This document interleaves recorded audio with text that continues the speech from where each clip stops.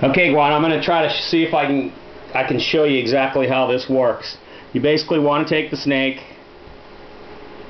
get a hold of it, just behind the head. Okay, not too hard. Baby snakes, it doesn't take much to restrain them. You take the nose of the fuzzy, put it into the snake's mouth. The snake will usually open its mouth, and what I do is a lot of times I'll just kind of turn the fuzzy a little bit to get it in there.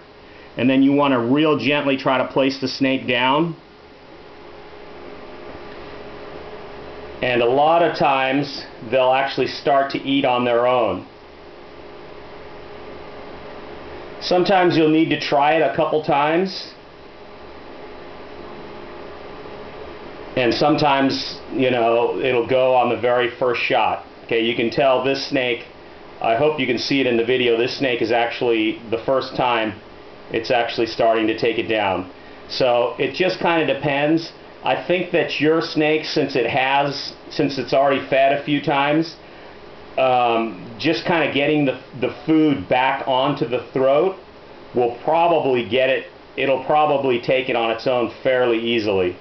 If it doesn't take it right away, try it a second time and maybe a third time. If it still won't, as long as the food item is small enough, you can actually, with either some tweezers like these, or with a pen, you can actually push the fuzzy. Just make sure it's a small one, farther back into the throat, and 90% of the time that'll basically cause the snake to take it down on its own.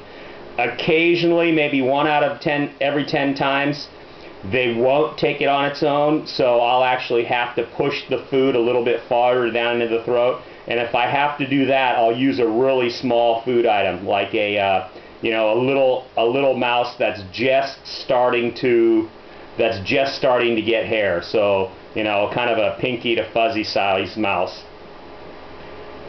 Anyway, you can basically see how this works. A lot of times just getting the food kind of on the back of their throat will get them to go. It helps to also have the fuzzy warm. For some reason it seems like when you use a warm fuzzy, sometimes it'll cause the snake, once the food hits its throat, it triggers the snake to do like a coil response where it wraps it up like it had actually bitten a live food item on its own.